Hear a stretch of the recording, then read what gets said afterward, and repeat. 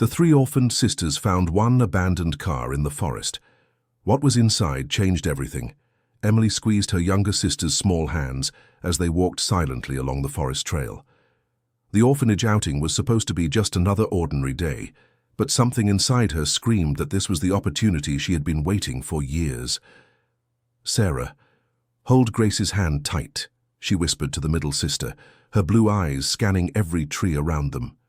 At 8 years old, Emily had learned to distrust all adults, especially the caregiver Mrs. Gertrude, who always lied when they asked about their past. 6-year-old Sarah obeyed immediately, wrapping her delicate fingers around little Grace's hand. Grace was only 5 and rarely spoke. The 3 blonde girls walked at the back of the group of children, their simple brown-toned clothes contrasting with the others' colorful uniforms.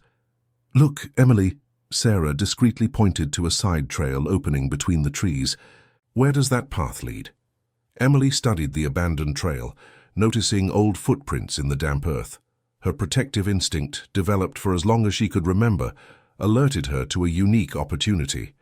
Mrs. Gertrude was distracted talking with the other caregivers, and the group of children was making a lot of noise playing.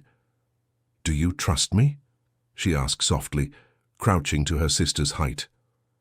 Grace nodded timidly, while Sarah answered without hesitation. "Always." "Then let's find out what's there." Emily held both by their hands and, seizing a moment when no one was looking, guided her sisters onto the side trail. The path was narrow and covered with dry leaves that crunched with every step. Emily stopped constantly to listen if anyone was following them, but only the distant sound of the group's voices echoed through the forest. After 20 minutes of walking, they reached a small clearing where something extraordinary awaited them. An old car, completely covered in green moss, rested among the trees like a secret kept by nature. The rear license plate was partially visible under the vegetation, showing the numbers DE-193 in rusted metal. The windows were fogged but still intact, and the entire body had become part of the natural landscape. "What kind of car is this?" Sarah asked, her eyes wide with curiosity. "It looks like it's been here a long time." Emily approached cautiously, examining the driver's door. Grace remained a few steps behind, watching everything with her usual serious expression, but her eyes showed an interest that rarely appeared. Emily tried to open the driver's door, but the handle was stuck with rust. With determination, she used both hands and pulled until the door gave way with a loud creak that echoed through the silent forest. The car's interior was surprisingly well preserved, protected from the rain by the closed windows. The cracked leather seats still maintained their original shape, and on the dashboard were some dusty objects, but it was under the passenger seat that Emily saw something that made her heart race. A small metal box, the size of a child's shoebox, was partially hidden under the seat. Carefully she pulled it out, noticing it had considerable weight and made a soft rattling sound when shaken. "What is it?" Sarah came closer, her curiosity overcoming her fear. "Let's see." Emily examined the box, looking for a way to open it. The lid was held by a small rusted lock, but after a few minutes of trying, she managed to force it open. What they found inside changed everything. 3 birth certificates, yellowed with time, were carefully folded at the top of the box. Emily picked up the first one with trembling hands and read aloud, "Emily Carter Mitchell, born March 12, 2015, daughter of David Mitchell and Jennifer Carter Mitchell." Sarah's eyes widened. "But isn't your name Emily Anderson?" "That's what I've always been told." Emily picked up the second certificate. "Sarah Carter Mitchell, born July 8, 2017, children of the same parents."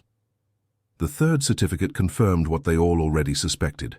Grace Carter Mitchell, born November 3, 2018. "We really are sisters," Sarah whispered, tears welling in her eyes. "And we have a real family name." Emily continued exploring the contents of the box. There was a faded photo of a smiling family in front of a yellow house with a flower garden. The photo showed a tall man with dark hair, a blonde woman with a sweet smile, and 2 small children playing in the garden.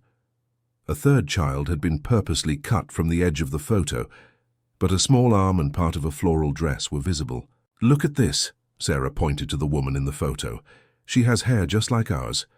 Grace approached for the first time, extending her little finger to gently touch the image of the woman. Her lips moved silently, as if she were trying to say something important. Emily found more items in the box, a hand-drawn map on brown paper, with streets and landmarks carefully drawn, and a red X marked at a specific location. There was also a small notebook with yellowed pages, where someone had written addresses and phone numbers in neat handwriting. Dear listener, if you're enjoying the story, please take a moment to like and especially subscribe to the channel. It helps us a lot as we're just starting out, now continuing. But it was when Sarah examined the photo more closely that she made a discovery that would change everything. She recognized something familiar on the neck of the partially visible child in the image. Emily, look! Sarah brought her hand to her own neck, where she wore a simple necklace with a heart-shaped pendant she had found among her few belongings when she arrived at the orphanage years ago. This necklace, it's in the photo. Emily carefully examined the image and confirmed her sister's discovery. The same necklace Sarah wore was clearly visible on the neck of the child cut from the photo. That means this photo is ours, murmured Emily, feeling a shiver run through her body. This is our true family. Grace finally spoke, her voice small but clear. Yellow House. The two older sisters looked at her in surprise. Grace rarely spoke, and when she did, it was usually just isolated words.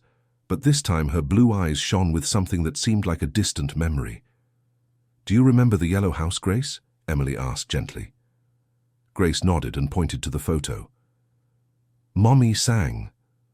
Sarah and Emily exchanged emotional glances. If Grace remembered their mother singing, it meant they had lived with their true family for some time before being taken to the orphanage. Emily studied the map more carefully. It showed a path from the town of Greenhill, where the orphanage was, to a rural neighborhood called Hope Village. The red X was marked on a street called Sunshine Road, number 247. This place is about a 2-hour walk from here, Emily calculated, comparing the landmarks on the map with what she knew of the area. But what if we go there and find no one? Sarah asked, her voice full of both hope and fear. What if we go and find our true family? Emily replied, carefully putting all the documents back in the box. They heard distant voices echoing through the woods. Mrs. Gertrude was shouting the false names they used at the orphanage, and the tone of her voice indicated growing concern. We have to go back, Emily said, closing the box and hiding it inside her blouse. But we're not going to tell anyone about this, okay? Sarah and Grace agreed immediately. They had learned from a young age that some secrets needed to be kept for protection. The return to the group was tense. Mrs. Gertrude scolded them severely for wandering off, but she asked no questions beyond the obvious ones about where they had been and if they were okay. The entire way back to the orphanage, Emily held the box against her body, feeling its weight like a promise of hope. That night, after all the other children had fallen asleep, the three sisters gathered in the bathroom to examine the contents of the box again. The dim light from the yellow bulb cast dramatic shadows on the girls' faces as they studied each document. Look here in the notebook, Sarah pointed to a page where it was written, Contact, Mrs. Margaret Midwife, 15 Acacia Street, Hope Village, phone, 15-3555-2847. Who could this Mrs. Margaret be? Emily asked. A midwife is someone who helps babies be born, Sarah explained, remembering something she had learned in school. Maybe she knew us when we were little. Grace flipped through the notebook until she found a page with children's drawings. They were simple drawings of a house, flowers, and 3 small figures holding hands. In the corner of the page, someone had written in a child's handwriting, My little angels. Little angels, Grace repeated the word, smiling for the first time in a long while. Emily felt tears burning her eyes. For the first time in her life, she had concrete evidence that they had been loved and wanted by a real family. In the days that followed, Emily observed Mrs. Gertrude more closely than ever. The caregiver, a woman in her 50s with greying hair always pulled into a tight bun, seemed nervous and evasive whenever the 3 sisters were near. Mrs. Gertrude had worked at the orphanage for over 15 years and was known for her efficiency in maintaining discipline, but also for her emotional coldness. She treated the children more like numbers on a spreadsheet than like human beings with emotional needs. Mrs. Gertrude, Emily approached her one morning during breakfast, could you tell me how I came to be here at the orphanage? The woman stopped serving oatmeal and looked at Emily with an expression the girl couldn't fully decipher, but which definitely included irritation. You've asked that several times, Emily. I've told you that you were brought by an aunt who could no longer take care of you. But what was the aunt's name? That doesn't matter anymore. She never came back. And why were our names changed? Mrs. Gertrude dropped the ladle into the pot harder than necessary, making a loud noise that drew the attention of other children. Your questions are becoming very inconvenient, girl. Go play in the yard and stop bothering me with old matters. Emily noticed something important in the caregiver's behavior. She was deliberately hiding information. The way her eyes avoided direct contact, how her answers were vague, and how she quickly changed the subject indicated that significant secrets were being kept. That same day, during rest time, Emily decided to investigate Mrs. Gertrude's office. She had noticed that the caregiver kept a large, locked metal filing cabinet behind her desk where she supposedly kept the documents for all the children at the orphanage. The office was on the first floor, at the end of a hallway that rarely had any traffic in the afternoon. Emily waited until she was sure Mrs. Gertrude was busy supervising activities in the yard, and then she quietly climbed the wooden stairs that creaked under her bare feet. The office door was closed but not locked. Emily opened it slowly, listening carefully for any sound of approaching footsteps. The room smelled of old paper and cleaning products, with a large wooden desk dominating the center, and shelves full of files organized by year. The metal filing cabinet was exactly where she remembered, behind the caregiver's chair. It was larger than it seemed from a distance, with 5 deep drawers labeled by decade.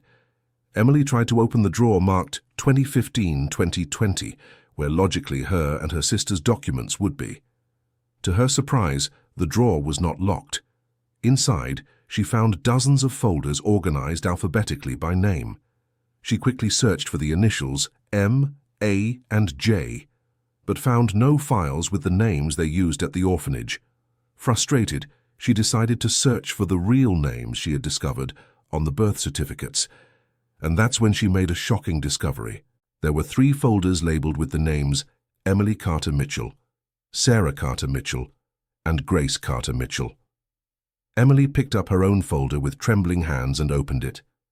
The first document was a birth certificate identical to the one she had found in the car, but underneath it was an official temporary surrender of minors form, dated 3 years ago, signed by someone named Claudia Teresa Morgan, who identified herself as the responsible maternal aunt. But the most shocking part was a handwritten note stapled to the form. Children surrendered temporarily due to mother's hospitalization. Father works as a carpenter and cannot care for all 3 alone. Family to retrieve children as soon as situation stabilizes. Contact David Mitchell. Phone 15-9872-4563.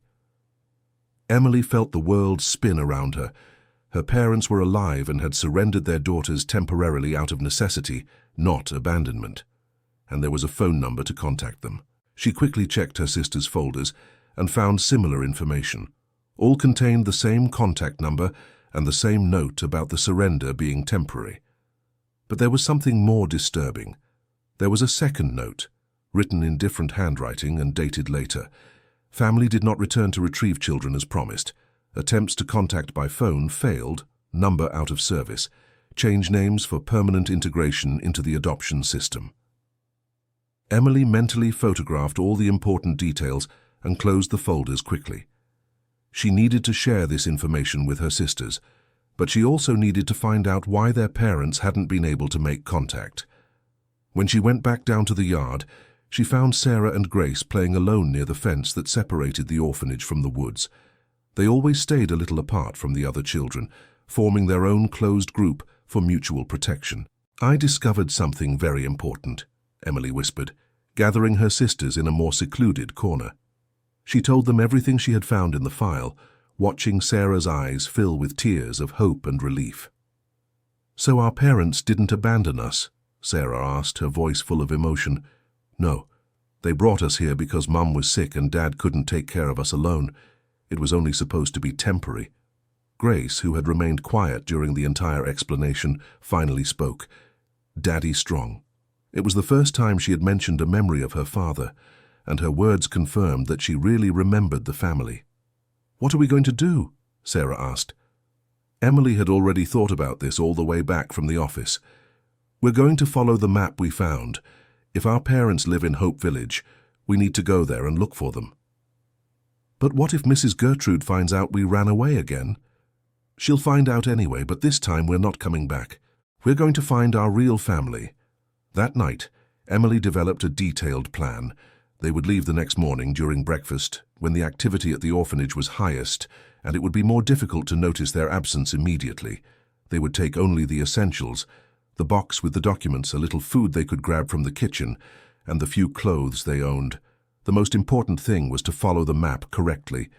Emily had studied every detail and identified several landmarks that would help her not get lost.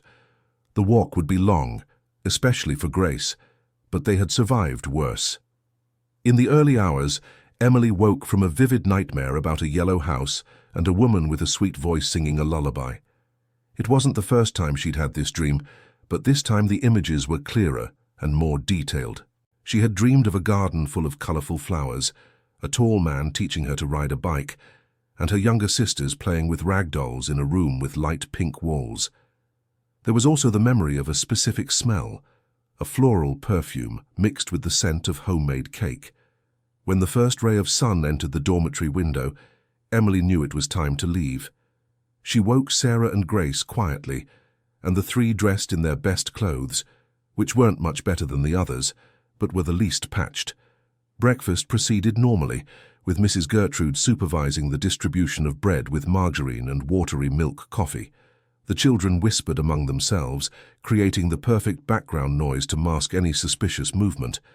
Emily had hidden 3 bread rolls in her blouse during breakfast, and Sarah managed to grab 2 bananas from the fruit bowl when no one was looking. It wasn't much, but it would be enough to sustain them on the walk to Hope Village. The moment of escape came when all the children were taken to the yard for the first activity of the day. Instead of following the group, the 3 sisters hid behind the laundry building, waiting for everyone to move away from the area near the fence. "Now," whispered Emily, and the 3 ran to the part of the fence where they had already identified a small opening between the wooden planks. One by one, they squeezed through the opening and fell on the other side, into the woods surrounding the orphanage. Grace scratched her arms on the rough wood, but she didn't cry or complain. Free again in the forest, they quickly headed toward the trail that led to the abandoned car. Emily wanted to grab a few items they might have forgotten on their first visit, but mainly to use the spot as a starting point to follow the map.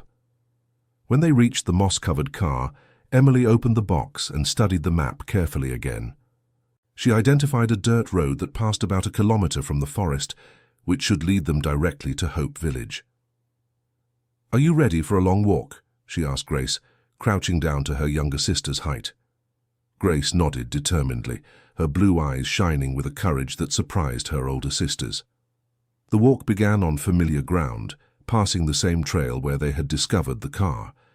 But soon they had to follow unknown paths, using marked trees and natural landmarks described on the map to orient themselves. The first obstacle appeared after an hour of walking. They came to a stream that wasn't marked on the map, but was too wide to jump and too deep to cross on foot. Emily explored the bank until she found some branches large enough to serve as an improvised bridge. "I'll go first," said Emily, testing the firmness of the branches. "If I can cross, you come one at a time." The crossing was tense with the branches swaying under her weight, but Emily managed to reach the other side, safe and sound. Sarah came next, lighter and more agile, passing quickly. Grace was the last, and her crossing was the most difficult. Her steps were shorter and unsteady, and she stopped in the middle of the bridge when one of the branches made a cracking sound. "Don't look down, Grace," Emily instructed from the other side. "Just look at me and keep walking slowly." With constant encouragement from her sisters, Grace completed the crossing, jumping into Emily's arms when she reached the other side. After 2 hours of walking, they finally spotted the dirt road mentioned on the map. It was wider than they expected, with recent truck tire marks, which meant it was an active transport route. Dear listener, If you're enjoying the story, please take a moment to like and especially subscribe to the channel. It really helps us who are just starting out. Now continuing. Following the road, they passed several small rural properties with simple houses surrounded by cornfields and small cattle pens. The people they met along the way greeted them with friendly waves, but didn't ask questions about 3 children walking alone. It was when they passed a small roadside store that Emily decided to risk a question. The owner, an elderly man with white hair and a prominent belly, was watering potted plants in front of the shop. "Excuse me, sir," Emily approached politely. "Could you tell me how to get to Hope Village?" The man stopped watering and studied the 3 girls with benevolent curiosity. "Hope Village? You're on the right track. Just continue down this road for about 3 more kilometers. But what beautiful girls you are, and so alike. Are you sisters?" "Yes, we are," Sarah replied with a smile. "And where are your parents? It's not common to see such young children walking alone around here." Emily hesitated for a moment, but decided to trust the man, whose expression showed genuine concern rather than suspicion. "We're looking for our family. We have an address in Hope Village." "Ah, I see." The man nodded understandingly. "Would you like a ride?" "My grandson will be by soon to pick me up. He can drop you off there." The offer was tempting, especially considering Grace was already showing signs of tiredness, but Emily had learned to be wary of unfamiliar adults. "Thank you, sir, but we prefer to walk. We like to know the way." "I understand," the man smiled. "Then at least take some fruit for the journey." He went into the store and returned with 3 red apples and a small bottle of water. "I won't take no for an answer," he said, placing the items in Sarah's hands. "And be careful in Hope Village. It's a small place, everyone knows everyone. If you need help, look for Mrs. Margaret. She's a midwife and has known all the families in the area for decades." Emily and Sarah exchanged a meaningful look. Mrs. Margaret was exactly the name they had found in the notebook inside the box. "Thank you, sir," Emily said sincerely. "You are very kind." "God bless you," the man replied, returning to watering his plants. Re-energized by the stranger's kindness and the confirmation they were on the right path, the 3 sisters continued their journey with renewed optimism. The apples were sweet and juicy, and the fresh water helped quench the thirst that had built up during the walk. As they neared Hope Village, the landscape began to change. The properties became smaller and closer together, with simple but well-kept houses, flower gardens, and painted wooden fences. It was the kind of community where people knew each other by name and looked out for one another. The first sign they had reached their destination was a small hand-painted wooden sign that read, "Welcome to Hope Village, population 347. The sign was a little faded by time, but still legible. "We're here," Sarah said, smiling for the first time since they had left the orphanage. Emily checked the map again, identifying the landmarks that would lead her to Sunshine Road. According to the drawing, they needed to turn right on the first street after the church, go 2 blocks, and then turn left. The church mentioned on the map was a small white building with a modest tower and a bell that chimed softly in the wind. In front of the church was a small square with a few wooden benches and a water fountain where some local children were playing. Following the map's instructions, they found Sunshine Road without difficulty. It was a quiet street, lined with simple houses with front gardens full of flowers. The house numbers were clearly marked on small ceramic plaques. Number 241, 243, 245. Emily's heart began to beat faster as they approached number 247. And then, there it was. A small but charming yellow house, exactly like in the photo they had found. The front garden was a little overgrown, but still showed signs of care, with red roses climbing the wooden fence and white daisies forming borders around the grass. But the house seemed empty. The windows were closed, there was no car in the driveway, and the mailbox was clearly full of uncollected mail. "There's no one here," Sarah observed, her voice heavy with disappointment. Emily approached the fence and looked more closely at the property. There were signs that the house was not permanently abandoned. The garden plants were still being watered, and there was no build-up of dry leaves or other signs of prolonged neglect. "Maybe they've gone to work," suggested Emily, trying to keep hope alive. Grace approached the fence and pointed to a small child's bicycle leaning against the side wall of the house. "Small bike," she said. It was true, the bicycle was the perfect size for a child Grace's age and seemed well maintained and recently used. "That means there are still children living here," Sarah concluded, excited. Emily decided they needed to get more information before making any decisions. She remembered the shopkeeper's suggestion about looking for Mrs. Margaret. "Let's find that Mrs. Margaret the man mentioned. She's a midwife and knows all the families. Maybe she can tell us about our family." Asking for Mrs. Margaret proved surprisingly easy. The first person they met, a middle-aged woman sweeping the sidewalk in front of her house, immediately gave them detailed directions. "Mrs. Margaret lives on Acacia Street, number 15. Just continue down this street, turn left at the second one, and look for the house with the bamboo fence and the guava trees in the backyard. Everyone knows her house." Mrs. Margaret's house was exactly as described. A simple light green painted masonry building with a natural bamboo fence that allowed a view of the backyard full of fruit trees. The gate was open, and there was a rocking chair on the porch where an elderly woman with completely white hair was sitting peeling potatoes. Emily took a deep breath and approached the gate. "Excuse me, ma'am, are you Mrs. Margaret?" The woman looked up from the potatoes and studied the three girls carefully. Her eyes were a faded but still bright blue, and her face, though marked by age, radiated kindness and wisdom. "That's me, dear. And who might you be?" "My name is Emily. These are my sisters Sarah and Grace. We're looking for our family. We found your name in some old papers." Mrs. Margaret set the basin of potatoes on the ground and rose slowly, her eyes not leaving the girls for a second. She approached the fence and examined their faces with an expression that gradually shifted from curiosity to astonishment.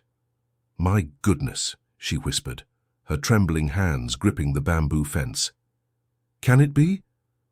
"Do you know us?" Sarah asked, hopeful. "Do I know you?" Mrs. Margaret opened the gate and moved closer to the girls. "Child, I helped bring you 3 into the world. I was the one who delivered all the babies in this region 40 years ago." The midwife's words struck the girls like a bolt of hope. Finally, someone who had known them since birth. "Do you know our parents?" Emily asked, her voice full of emotion. "David and Jennifer," Mrs. Margaret said immediately. "The most devoted couple I've ever known. Come inside. You have much to learn and I have much to tell." Mrs. Margaret's house smelled of medicinal herbs and homemade cookies. The main room was small but cozy, with sofas covered in colorful blankets and walls decorated with photographs of babies and families she had helped over the years. "Sit here on the sofa," she said, going to the kitchen and returning with a pitcher of guava juice and some still warm cookies. "First you'll have something to eat, and then we'll talk about everything." As the girls satisfied their hunger with the delicious cookies, Mrs. Margaret watched them with a mixture of joy and concern. "How did you get here? Where have you been all these years?" Emily told the whole story: the orphanage, Mrs. Gertrude, the discovery of the car in the forest, the documents in the box, the escape. She showed the midwife all the items they had found, including the birth certificates and the family photo. Mrs. Margaret examined each document carefully, her expression growing more and more serious as she listened to the account. "This story isn't right," she said finally. "Your parents would never have given you up for permanent adoption. Never." "But then where are they?" Sarah asked. "They moved away from here about 2 years ago, when they lost the yellow house," Mrs. Margaret explained, her voice full of sadness. "David spent all his savings looking for you. He visited dozens of orphanages, hired people to help with the search, made posters, gave interviews to local radio stations. The whole family fell ill with worry." "And our mother?" Emily asked, fearing the answer. "Jennifer had serious heart problems because of the stress and depression. She was hospitalized several times, and the medical expenses also contributed to the family's difficult financial situation. But are they okay now? The last I heard, they were living in Silver Valley, where David found work at a carpentry shop, but I have their current phone number." Mrs. Margaret went to an old piece of furniture and took out a small notebook full of names and phone numbers. She flipped through it until she found what she was looking for. "Here it is. David Mitchell, phone 555-987-6543. But before you call, I need to tell you exactly what happened when you disappeared. The midwife prepared some chamomile tea to relax the girls and began to tell a story that would completely change their perspective on their separation from the family. You were taken from here by a woman named Claudia, who introduced herself as your aunt. She arrived here one afternoon saying that Jennifer had had complications during Grace's birth and needed urgent surgery in New York. She said David was desperate and had asked her to take the girls to a safe place temporarily. "But was our mother okay?" Sarah asked. "Your mother was perfectly fine. Grace was born without complications, a normal and healthy delivery. But at the time no one suspected anything because Claudia knew many details about the family, as if she were truly a close relative. And my parents believed her. Your parents weren't here when she appeared. David was working in the city, and Jennifer had gone shopping with the baby. Claudia said they had asked her to pick you two older girls up from the neighbor's house where you were playing." Mrs. Margaret paused to take a sip of her tea, her eyes distant as she recalled that terrible day. Mrs. Carroll, the neighbor, also believed the story, because Claudia had documents that looked official and knew details about you that only a relative would know. She handed you over thinking she was doing the right thing. "What kind of details?" Emily asked. "She knew your full names, your birth dates, that Sarah was allergic to chocolate, that you, Emily, were afraid of thunder. Very specific things." "How did she know those things?" "We never found out. But when your parents came home and learned you had been taken by an aunt they had never seen in their lives, it was total despair." "Mrs." Margaret stood up and walked to the window, looking out at the backyard where her guava trees swayed gently in the wind. "Your father ran out to every police station in the area. Your mother fainted from crying so much and had to be hospitalized. It was the beginning of a nightmare that lasted for years. But why couldn't they find us? You were taken very far from here, and your names were changed. How could they find you if they didn't even know what names you were using?" The revelation hit the girls like a punch to the stomach. All the pain, all the feelings of abandonment they had carried for years had not been their parents' fault. They had been victims of a horrible crime. "Mrs. Margaret," Emily said, her voice trembling, "can you call our parents?" The midwife looked at the three girls, her eyes filling with emotional tears. "Of course I can, dear. But first I need to prepare you for this conversation. Your parents are going to be in shock. They searched for you for so long they might not believe it at first." "What do you mean?" "Over the years they received several calls from ill-intentioned people who pretended to have information about you just to ask for money. It made them very distrustful." Mrs. Margaret picked up the old telephone that sat on a small table in the living room and dialed the number carefully. The girls stayed in absolute silence, listening to each ringtone as if their lives depended on it. "Hello, David. It's Margaret." "Yes, I'm fine." "David, I need you to sit down before you hear what I'm about to say." "No, nothing bad happened. Something wonderful happened." There was a long pause on the other end of the line. "David, your daughters are here with me. All three. They're okay, they're healthy, and they're here in my house." The sound that came from the other end wasn't quite a scream, nor quite a sob, but a mixture of both that made the three girls cry instantly. "No, David, it's not a joke. It's not a lie. They're really here, right beside me. Do you want to talk to them?" Mrs. Margaret offered the phone to Emily, who took it with trembling hands. "Daddy?" she managed to whisper into the phone. The silence on the other end lasted so long that Emily thought the call had dropped, but then she heard a male voice broken with emotion. "Emily, is it really you, my angel?" "It's me, Daddy, and Sarah and Grace are here too." My God, Jennifer, Jennifer, come here quick, it's our girls." Emily heard confused sounds from the other side, running footsteps, a woman's voice shouting, things falling on the floor. "Emily, darling, where were you? How did you get to Margaret? Are you okay? Are you hurt?" The questions tumbled over each other, and Emily could barely answer them through her tears. "We're okay, Dad. We were in an orphanage, but we ran away. We found some papers with Mrs. Margaret's name and came looking for you." "An orphanage? What orphanage?" "What? Where?" In Greenhill, Mrs. Gertrude took care of us there. Greenhill? But we searched Greenhill several times. We visited every orphanage and shelter in the city. Our names were changed, Dad. They called us by different names. There was another silence, and then Emily heard her father speaking to someone in the background. Maria, they're okay. They ran away from an orphanage and found Margaret. No, don't cry now, cry later. Right now, we have to go get them. His voice returned to the phone. Emily, we're leaving Silver Valley right now. We'll drive all night if we have to. Don't leave Mrs. Margaret's house. Don't leave for anything in this world until we get there, okay? Okay, Dad. And Emily, I love you three more than anything in this world. We never stopped looking. We never gave up. Never. When Emily hung up the phone, the three sisters were crying so hard they could barely breathe.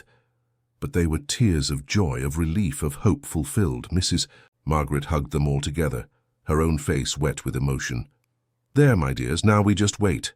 You'll spend the night here with me? We'll prepare a special dinner, and tomorrow morning your parents arrive. The night at Mrs. Margaret's house was the happiest the three sisters had spent since they could remember. The midwife prepared a delicious dinner with roast chicken, rice, beans, and vegetables from her own garden. She also made a chocolate cake especially for them, decorated with sugar flowers. During dinner, Mrs. Margaret told stories about when they were babies, about how their parents were so in love with their daughters, about their first steps, first words, the mischief they got into. Grace, you were the naughtiest of the three, she said, smiling at the youngest girl. When you were about 2, you ran away from the yard, and your parents found you 2 hours later sleeping inside Mrs. Rose's chicken coop cuddled up with the chickens. Grace laughed for the first time in years, a crystalline sound that filled the house with joy. And you, Sarah, were the artist of the family. You drew on all the walls of the house. Your parents had to buy special wallpaper for you to scribble on as you pleased. And me? Emily asked. You were the leader, as you've always been. You protected your sisters, organized the games, took care of everyone. Even as a baby you showed that protective instinct. After dinner, Mrs. Margaret prepared a warm bath for the girls and found some pajamas that had been left by other children who visited the house. It was the first time in years they felt truly cared for and protected by an adult. That night the three slept together in the guest room's double bed, holding each other as they always did, but this time with hearts full of hope instead of fear. Emily woke several times during the night, not from nightmares but to make sure it all wasn't a dream. Each time she opened her eyes and saw her sisters sleeping peacefully beside her and heard the quiet sounds of Mrs. Margaret's house, she felt a peace she hadn't known for years. Dawn arrived with the sound of little birds singing in the yard and the aroma of fresh coffee and homemade bread coming from the kitchen. Mrs. Margaret had woken up early to prepare a special breakfast for reunion day. "Good morning, girls," she called from the hallway. "Come have breakfast. Today is a very special day." The three got up excitedly, dressed in the clean clothes Mrs. Margaret had washed during the night, and ran to the kitchen. The table was set as if for a celebration: warm homemade bread, several different jams, scrambled eggs, fresh orange juice, and even flowers from the garden decorating the center of the table. "What time will our parents arrive?" Sarah asked, barely able to contain her anxiety. "Your father said they left Silver Valley at 5 in the morning. With traffic and stops, they should arrive around 10 o'clock. It was only 7:30 in the morning, but for the girls every minute felt like an eternity. After breakfast, Mrs. Margaret suggested an activity to help pass the time. "How about you help me pick guavas to make some guava paste? That way you stay busy and can even take some homemade sweets to your parents." The activity was perfect.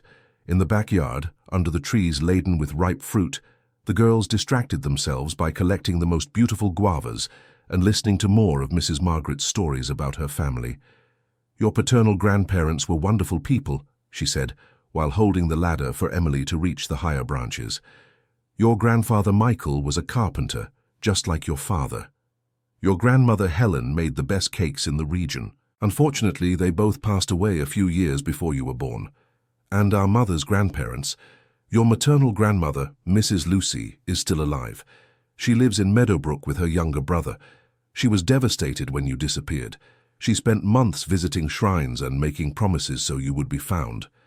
Dear listener, If you are enjoying the story, please take a moment to like and especially subscribe to the channel.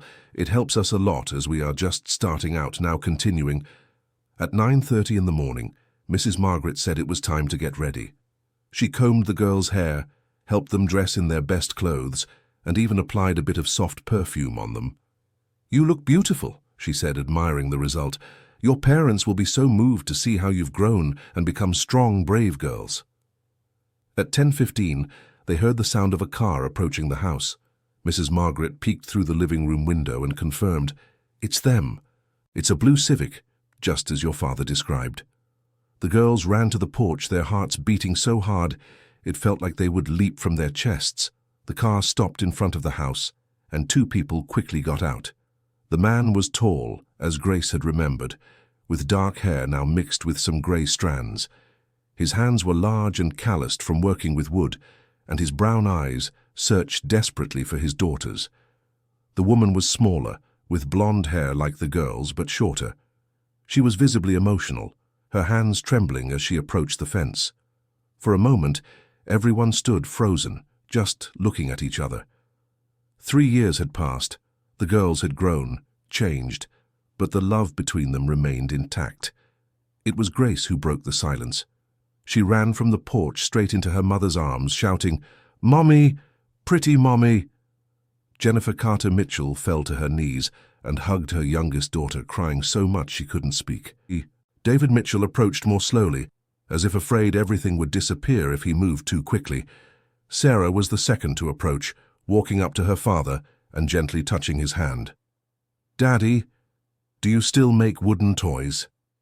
The simple question broke David Mitchell's resistance.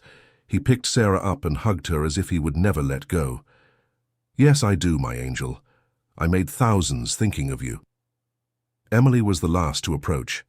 As the eldest, she had carried the weight of responsibility for her sisters all those years, and now she felt a mix of relief and fear at handing that responsibility back to her parents. David Mitchell extended a free arm in her direction, and when she finally allowed herself to run into the family embrace, it was as if a wound she had carried for years finally began to heal. "My girls," Jennifer Carter Mitchell whispered through tears. "My little angels, you've come home." Mrs. Margaret watched the scene from her porch, discreetly wiping her own tears. After a few minutes, she approached the reunited family. "How about you all come inside to talk calmly? We have a lot to catch up on." In Mrs. Margaret's living room, the true story of the kidnapping was gradually pieced together. David and Jennifer told their version of the events, revealing details the girls hadn't known. "Claudia wasn't our relative," David explained, his voice still heavy with the pain of the memory. "We found out later she was involved in a child trafficking scheme. She would study vulnerable families and take advantage of moments of crisis to steal the children." "How did she know so much about you?" Sarah asked. "She had worked temporarily at the clinic where you were born," Jennifer explained. "She had access to medical records and personal family information." "And why couldn't you find us?" Grace asked. "We searched over 50 institutions," David said, "but she had forged documents, changed your names, made up stories about you being orphans. It was impossible to track." Jennifer picked up her purse and pulled out a large folder full of papers. "Look here. These are all the places we searched for you. Orphanages, shelters, halfway houses. We spent all our savings hiring private investigators." The girls leafed through the documents, seeing dozens of their own photos that had been distributed, missing child posters, investigation reports. It was concrete proof they had never been abandoned. "And our yellow house?" Emily asked. "We had to sell it to pay for the search expenses," David explained, his voice full of regret. "We lost everything, but we didn't care. You were worth more than any house." "Where do you live now?" "In Silver Valley. We rent a small house near the woodshop where I work. It's not as pretty as the yellow house, but—" He paused, looking at his 3 daughters. "But now it can be a real home again." Jennifer moved closer to the girls and gently touched each of their faces. "Did you suffer much these years?" It was a difficult question to answer. Emily decided to be honest but careful. "Sometimes. But we had each other. I always took care of Sarah and Grace, just like you taught me." "You've always been brave," Jennifer said, smiling through tears. "I knew you could take care of yourselves, even being so small." The conversation continued for hours, with the family sharing memories, filling in gaps, and building bridges over the lost years. Mrs. Margaret served lunch for everyone, and the afternoon passed quickly amid stories, laughter, and a few tears. It was late in the afternoon that David made an important decision. "Girls, do you want to come with us to Silver Valley today? Or would you prefer to stay a few more days here with Mrs. Margaret to get used to the idea?" The three answered in unison, "We want to go with you." "Are you sure?" Jennifer asked. "You don't need to rush. We can visit you every day until you feel ready." "Mom," Emily said, using the word for the first time in years, "we've already waited too long. We want to go home." The trip to Silver Valley was emotional. The girls sat in the back seat of the Civic, watching the landscape change through the window, while their parents told them about the new city, the new house, and the plans they had for the future. "The house has 3 bedrooms," David explained, "1 for us and 2 for you. But if you want to stay all together in the same room as you're used to, we can arrange that." "We want to stay together," Sarah said immediately. "At least for now," Emily added, "until we get used to it." The house in Silver Valley was indeed small compared to the yellow house of their memories, but it was clean, organized, and full of love. Jennifer Carter Mitchell had prepared the girls' room with 3 single beds, placed very close together.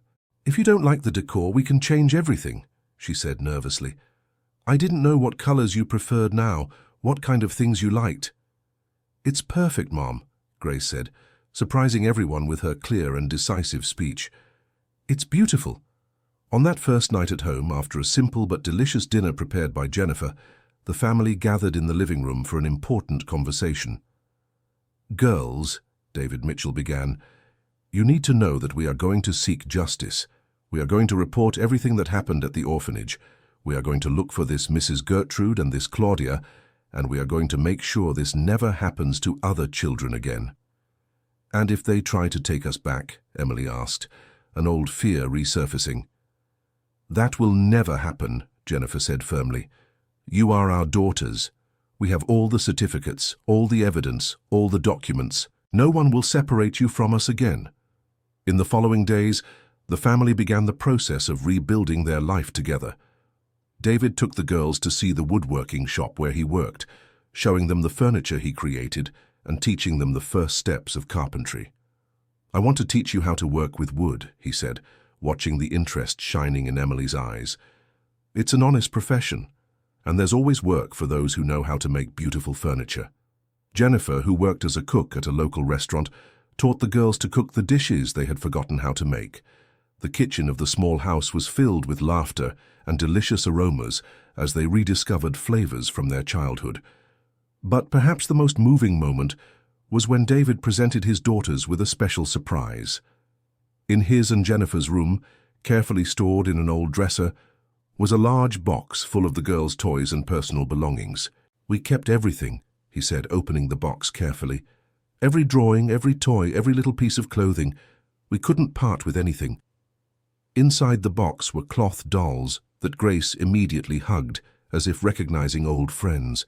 There were also drawings that Sarah had made when she was 3, and a small diary where Emily had tried to write a few words at 4 years old. "I remember this doll," Grace said, clutching a doll with yellow hair to her chest. "Her name is Aurora." "That's right," Jennifer confirmed, smiling. "You carried her everywhere." The readjustment was not without challenges. The girls had developed survival habits that were hard to abandon. Emily still woke up several times during the night to check if her sisters were okay. Sarah had difficulty eating without asking permission first. Grace went back to speaking very little during the first few weeks, as if she were processing all the change. But with patience, love, and a lot of dialogue, the family gradually reconnected. Jennifer took the girls to a child psychologist specializing in trauma, who helped them process the difficult years they had lived through. "You went through something very difficult," the psychologist Dr. Sylvia explained during one of the sessions, "but you also developed a strength and unity that will help you for the rest of your lives. The love between you is something very special." 3 months after the reunion, the family received an unexpected visit. Mrs. Margaret appeared at the door of her house in Silver Valley, carrying a large basket full of homemade guava pastries and a radiant smile. "I came to see how my girls are doing," she said, hugging each one of them, "and I brought news from Hope Village." The news was surprising. After the report made by the Mitchell family, the authorities investigated the child trafficking scheme led by Claudia and discovered that other families in the region had also been victims. "They've already managed to reunite 5 more children with their true families," Mrs. Margaret told them, "and Mrs. Gertrude from the orphanage has been removed from her position. They found out she knew everything and was taking money to keep the children without investigating their true origins." "And Claudia?" David Mitchell asked. "She was arrested last week. She tried to flee to another state, but the Justice Department caught up with her." The news brought a feeling of relief and justice to the whole family. Knowing that other children would also return to their true families gave greater meaning to the suffering they had endured. 6 months later, the Mitchell family's life had found a new rhythm. The girls were enrolled in the local school, where they quickly adapted and made new friends. Emily excelled in math and science, Sarah discovered a natural talent for visual arts, and Grace, who had developed her speech completely, showed an aptitude for music. David was promoted to supervisor at the woodworking shop, and the salary increase allowed the family to move to a slightly larger house with a backyard where the girls could play. Jennifer, emotionally strengthened by the reunion with her daughters, saw a significant improvement in her heart problems. The doctor said that stress and depression had been important factors in her previous condition. "Mummy's heart was sick from missing us," Grace explained to Mrs. Margaret during a visit. "Now it's healed because we're all together." The family also received a very special visit. Mrs. Lucy, the girls' maternal grandmother, came from Meadowbrook to meet the granddaughters she had lost and recovered. The 73-year-old lady arrived carrying gifts and family stories the girls didn't know. She brought old photos, traditional recipes, and an overwhelming affection that filled another gap in the girls' hearts. "My dear little granddaughters," she said, hugging each one for long minutes. "I prayed so much for you to come back. I lit so many candles and I visited so many saints, and now you're here, beautiful and healthy." Mrs. Lucy spent a week with the family, teaching the girls recipes that had been passed down from generation to generation, telling stories about their ancestors, and helping them better understand their family roots. 1 year after the reunion, David surprised the family with a special announcement. "Girls, I have a surprise for you," he said during Sunday dinner.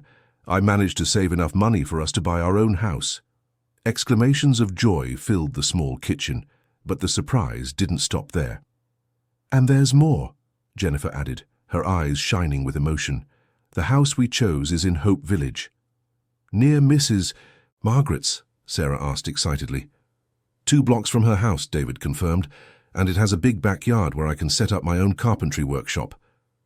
The move back to Hope Village was like closing a circle. The new house was larger than the previous one, with 4 bedrooms, a spacious backyard, and even a small orchard that David promised to expand. Mrs. Margaret was the first neighbor to visit them, bringing a welcome cake and tears of happiness. "Now I can visit you every day," she said, hugging the girls, "and you can come pick guavas in my backyard whenever you want." The local school welcomed the girls with open arms, and soon they became known in the community not just as the girls who had been reunited, but as dedicated students and inseparable sisters who helped other children going through hardships. Emily, now 9 years old, organized a support group for children who had lost parents or family members. Sarah, 7, created an art therapy project to help other children express their feelings through drawings. Grace, 6, participated in the church choir, and her sweet voice moved the entire congregation. During the inauguration of the new house, the family organized a party that became a community celebration. Neighbors, friends, schoolmates, and even local authorities attended to celebrate not just the new house, but the story of overcoming and reunion of the Mitchell family. Mrs. Lucy came from Meadowbrook especially for the party, bringing with her old photo albums and family heirlooms that had belonged to the girls' great-grandmothers. "These bracelets belong to my grandmother," she said, placing delicate silver bracelets on each girl's wrist. "Now you will wear them, and one day pass them on to your daughters." The party continued late into the night, with music, dancing, abundant food, and stories being shared under the stars in the backyard. It was during this party that David gave a moving speech that summarized the family's journey.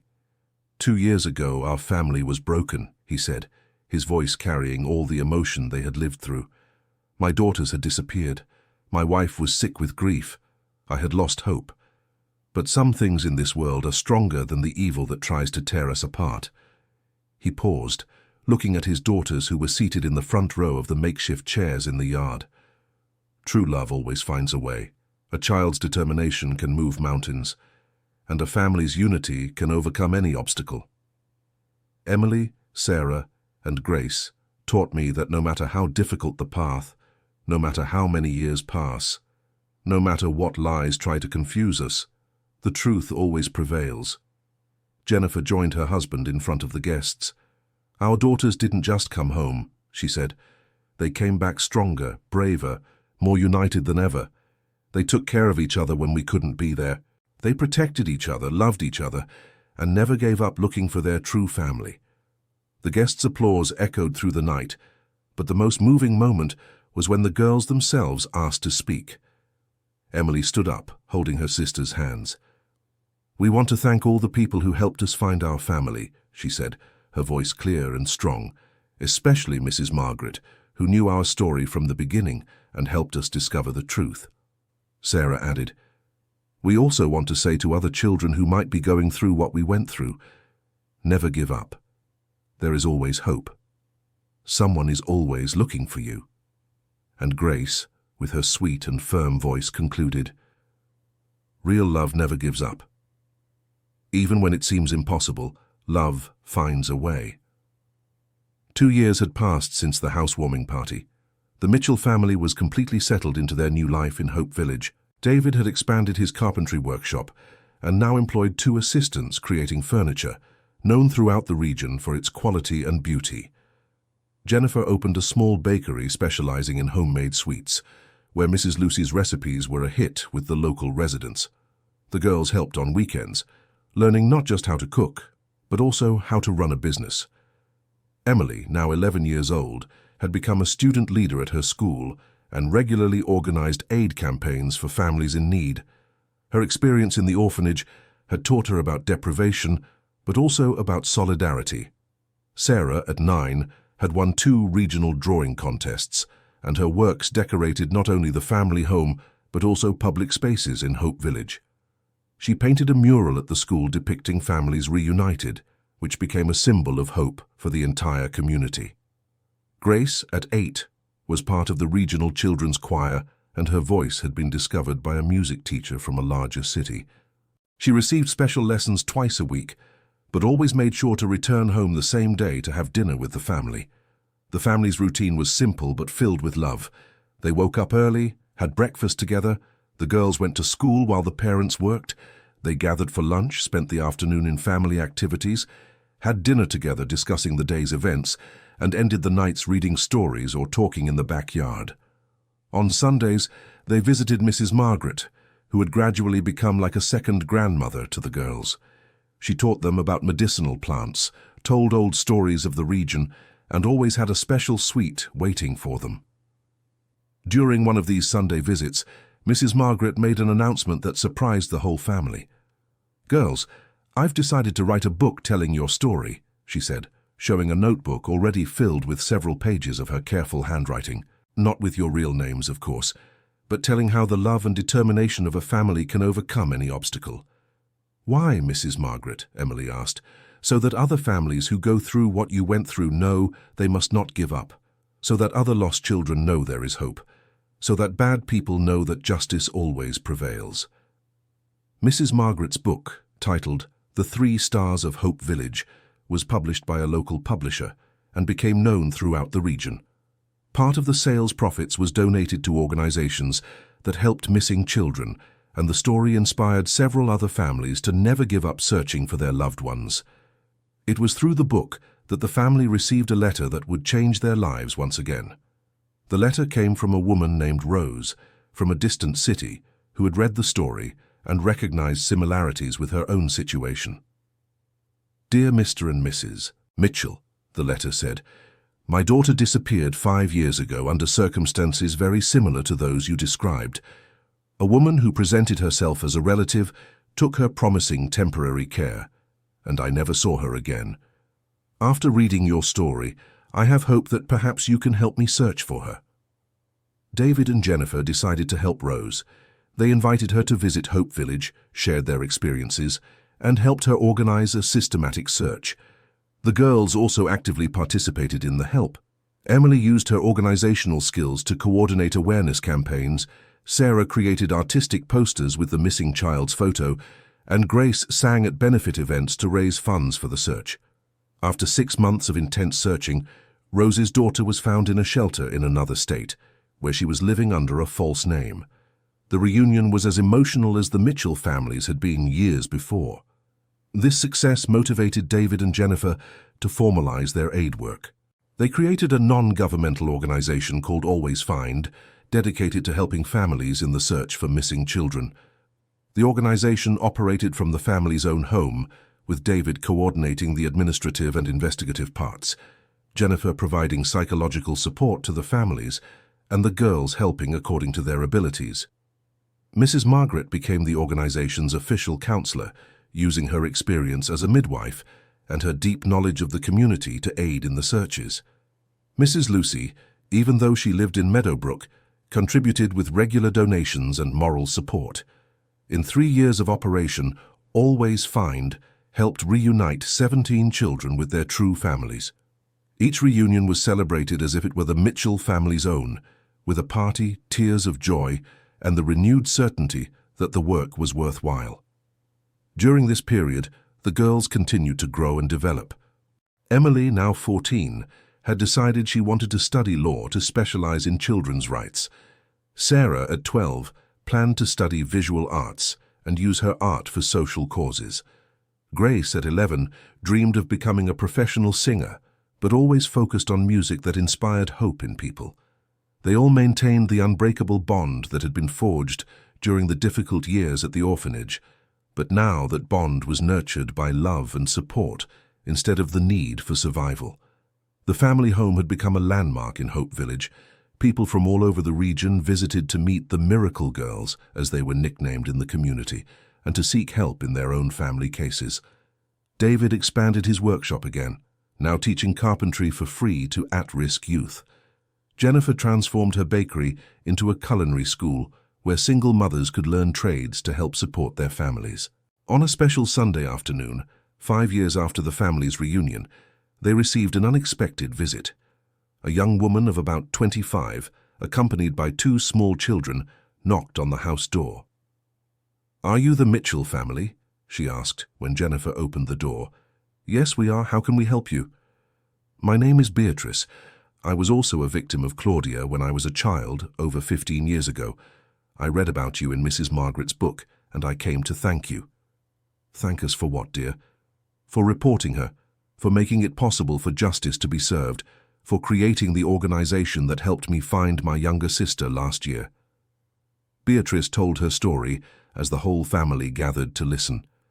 She had been separated from her family at the age of 7, through the same scheme run by Claudia, but had only managed to reunite with some relatives after the Always Find organization helped in her search. "Your daughters have saved many more families than you realize," said Beatrice, looking especially at Emily, Sarah, and Grace. "The courage they had to run away from the orphanage and seek the truth was the beginning of a chain of justice that is still saving children." The 2 children with Beatrice were her own, and she had decided to raise them in the same region where her family had been reunited, as a way of thanking the community that welcomed her. That night, after Beatrice's visit, the Mitchell family gathered in the backyard for one of their traditional talks under the stars.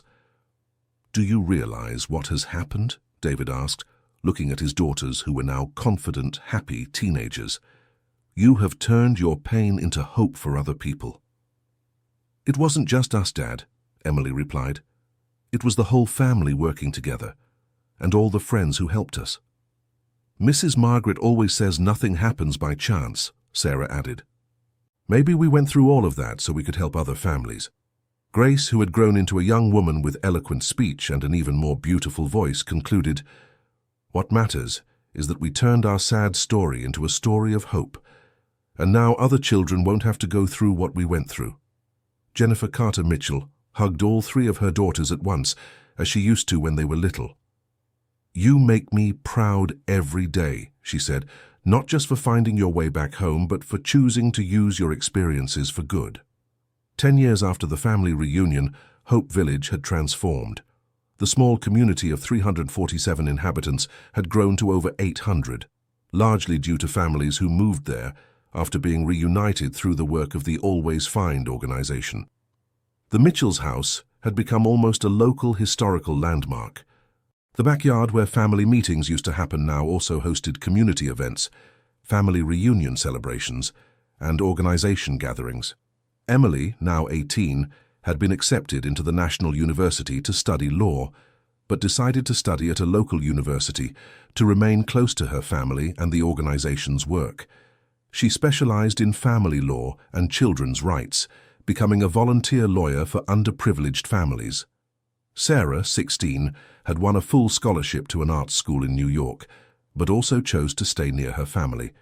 Her works were now displayed in regional galleries, and she donated part of her income to the family organization. Grace, 15, had been discovered by music producers and received offers to record an album in New York. But she, following her sister's example, decided her music would always be focused on social causes, especially to give hope to separated families. The bond between the three sisters remained unbreakable. Even with their individual careers flourishing, they continued to sleep in the same room, share secrets, support each other, and work together in the family organization.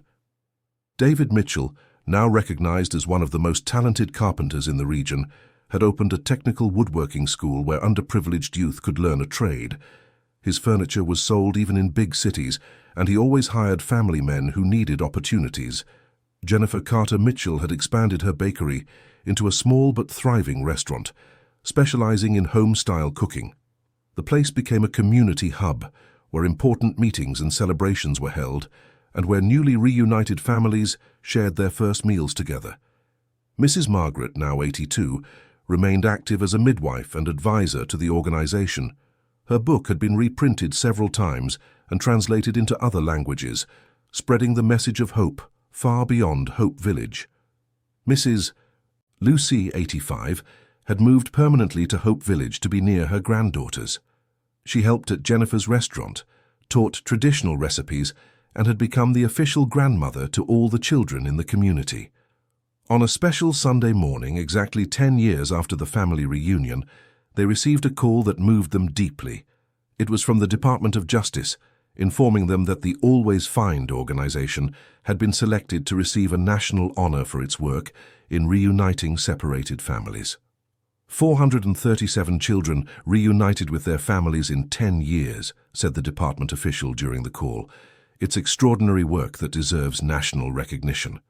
The honor ceremony would be held in Washington, with the presence of government officials and representatives from human rights organizations across the country. But for the Mitchell family, the true tribute was not the official recognition. It was knowing that hundreds of families had been reunited, that hundreds of children had found their true homes, that hundreds of mothers and fathers had recovered their children. On the eve of the trip to Washington, the Hope Village community organized a farewell party in the Mitchells' backyard. Present were not only the local residents, but also dozens of families that had been reunited through the organization's work. Beatrice, the young woman who had visited them years before, was now married and expecting her third child. She gave an emotional speech about how the family's work had changed her life. "You didn't just save children," she said, looking directly at Emily, Sarah, and Grace. "You saved entire families. You gave hope back to people who had given up. You proved that love is stronger than any evil." The party continued into the night, with music, dancing, abundant food, and many stories of overcoming being shared. Stories were told of children who had grown up not knowing their origins and were reunited with elderly parents. Stories of parents who had searched for decades and finally embraced their adult children. Stories of siblings separated in childhood who found each other again after 20, 30 years. Each story was unique, but they all had something in common: the determination to never give up and the belief that true love always finds a way. During the party, the three sisters stepped away from the crowd a little and went to sit under the guava tree that David had planted in the yard when they moved into the house. "Do you remember when we ran away from the orphanage for the first time?" Emily asked, watching the stars shining in the clear sky. "How could I forget?" Sarah replied. "I was terrified, but I trusted you." "And I hardly spoke, but I knew you would protect me," Grace added, her voice still sweet, but now mature and confident. "I never imagined that escape would lead to all this," Emily said, making a gesture that encompassed the party, the house, the entire life they had built. "Mrs. Margaret always said we had a mission," Sarah recalled. "I think she was right." "Our mission wasn't just to find our own family," Grace reflected. "It was to help other families find each other, too." The three were silent for a few minutes, listening to the sounds of the party continuing in the yard, but mostly feeling each other's presence, that deep connection that had been forged in adversity and strengthened in love. "I promise you one thing," Emily finally said. "No matter where life takes us, no matter what careers we follow, no matter if we marry or have children, we will always be united. We will always be the three sisters who cared for and protected each other." "I promise too," Sarah said, extending her hand to the center of the small circle they had formed. "And me," Grace placed her hand on top of her sister's. "Sisters forever," they said together, as they had done so many times during the difficult years in the orphanage, but now with a completely different meaning.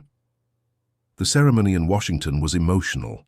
The Mitchell family was received with honors, and their story was told to an audience of officials, journalists, and representatives of social organizations from across the country. But the most emotional moment was not the presentation of the recognition plaque or the official speeches. It was when, after the ceremony, they were approached by dozens of families from all over the United States who had heard about their work and were asking for help. "Can you help us find our son?" "My daughter disappeared 8 years ago. Do you think there's still hope?" "My brother was taken when we were children. How can I look for him?" Each request for help was received with attention and care by the family. Emily noted details. Sarah drew portraits of missing children based on family descriptions. Grace sang softly to calm desperate mothers. David and Jennifer spoke at length with parents who had lost children, sharing not only search strategies, but above all, hope and strength to keep looking. Back in Hope Village, the family knew their work had gained a new dimension. The national repercussion of the recognition brought hundreds of new cases, and they would need to significantly expand the Always Find organization to meet the demand. Emily proposed creating a national network of volunteers with representatives in every state.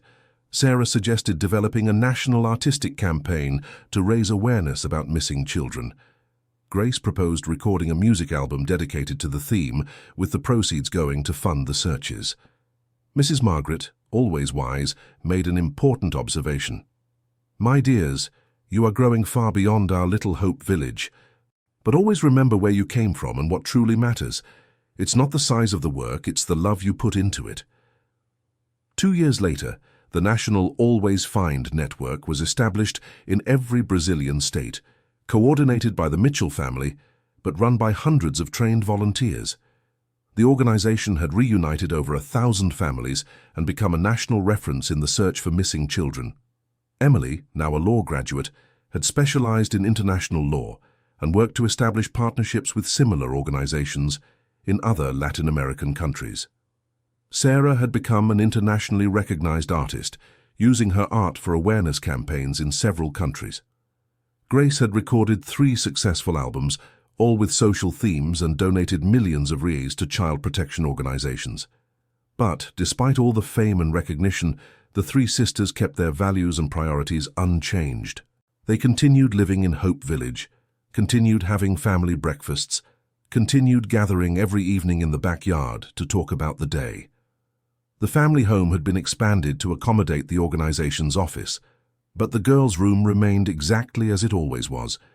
3 beds close together, decorated with the drawings Sarah had made since childhood, and with a small altar where they kept photos of all the families they had helped reunite. David, now 50, had become a respected businessman, but he continued making furniture with his own hands. His carpentry school had trained hundreds of young people, many of whom opened their own workshops and employed others from the community.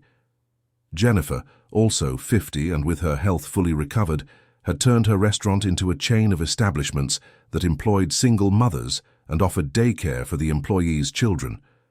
Her story of overcoming depression and heart problems inspired other women facing similar difficulties. Mrs. Margaret, at 87, remained active as an advisor to the organization.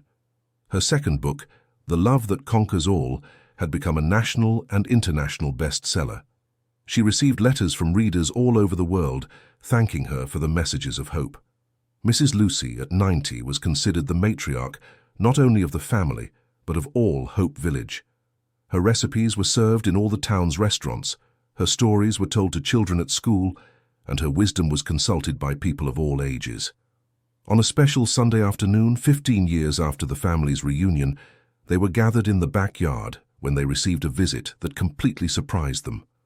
A man around 40 years old, accompanied by a woman of the same age and 2 teenage children, approached the house gate. "Excuse me," said the man. "Are you the Mitchell family?" "Yes, we are," David Mitchell answered, approaching the gate. "How can we help you?" "My name is Robert Taylor," said the man, his voice filled with emotion, "and this is my wife Monica and my children, Luke and Caroline." He paused, clearly struggling to find the right words. 20 years ago, my younger brother disappeared. He was only 6 years old and our family could never find him. We searched everywhere, hired investigators, ran campaigns. Nothing. "I'm so sorry," Jennifer Carter Mitchell said, moved. "It's a pain we know well." "But we didn't come here to ask for help looking for him," Robert continued. "We came to thank you for finding him for us." The entire family was confused. How could they have found someone without knowing? Robert smiled and explained, "My younger brother's name is Gabriel Taylor, but for 20 years he lived under the name Gabriel Anderson in an orphanage in another city. You helped reunite him with our family last year through the organization Always Find." The memory came instantly to all the girls. Gabriel had been one of the most moving cases they had worked on. A young man of 26 who had grown up in an orphanage without ever knowing his true family until he decided to seek help from the organization. "Gabriel," Sarah exclaimed. "Is he well?" "He's great," Monica replied, smiling. "He's married, has a small child, works as a nurse, and he insisted we come here to thank you in person." "But where is he?" Grace asked. "He couldn't come today because he's working at the hospital," Robert explained.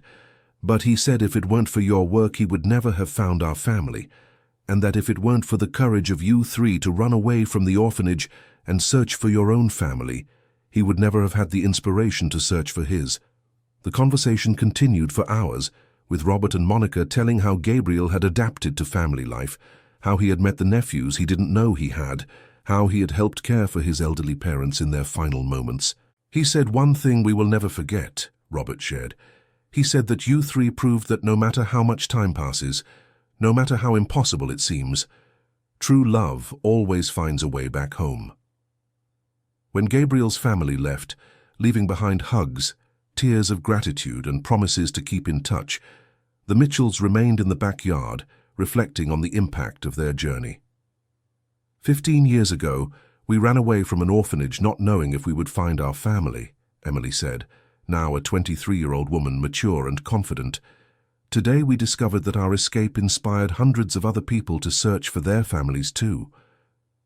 It's incredible to think our story became part of so many other people's stories," Sarah added, her eyes shining with the same artistic light that had always characterized her. "Mrs. Margaret was right when she said we had a mission," Grace concluded, her voice still sweet, but now filled with wisdom. "Our mission wasn't just to find our family. It was to show the world that one should never give up on love." That night, as they had done every night for 15 years, the family gathered for their traditional conversation in the backyard. But this time, there was something special in the air, a feeling of completion, of a circle closing, of a mission accomplished. David Mitchell looked at his 3 daughters, now young women who had impacted the lives of thousands of people, and felt a deep and serene pride. "You know what I think happened," he said, his voice full of emotion. "I think you were little seeds that were planted in the wrong place. But strong seeds always find a way to grow and bear fruit, no matter where they're planted. And now we are big trees that give shade and fruit to many people," Jennifer Carter Mitchell added, hugging her daughters as she did when they were little. "The most important thing," Mrs. Margaret said, arriving through the backyard gate as she did almost every night, "is that you turned your scars into wisdom, your pain into compassion, and your struggle into hope for others. And that," Mrs. Lucy added, arriving right behind Mrs. Margaret, "is what we call true victory. It's not just overcoming your own difficulties, it's using that overcoming to help others overcome theirs too." The 3 sisters looked at each other, and without needing to speak, they knew it was time to do something they had long thought about doing. Emily Carter Mitchell stood up and went to the old trunk where they kept the metal box they had found in the abandoned car 15 years earlier, the box that had changed their lives forever. She returned to the family circle and placed the box in the center, exactly as they had done on that first night at Mrs. Margaret's house. "This box saved our family," she said, "but now it's time to pass it on." "What do you mean?" Sarah asked. "I mean there will always be lost children looking for their families. There will always be families looking for their children. Our story proved it's possible to find the way home, but other people need to discover that for themselves." Grace immediately understood her sister's proposal. "You want to give the box to another family that is searching?" "Not just the box," Emily explained. "I want to create a ritual. Every family we manage to reunite through our organization will receive a similar box with documents, photos, and a letter from us telling our story, so they know they are not alone in their struggle. And that they should never give up," Sarah completed, excited by the idea. "Because true love always finds a way," Grace finished. The proposal was welcomed with enthusiasm by the whole family. David Mitchell offered to create the boxes in his workshop using the same wood he used for his most special furniture. Jennifer Carter Mitchell suggested including homemade sweets in each box to give comfort to families during difficult times.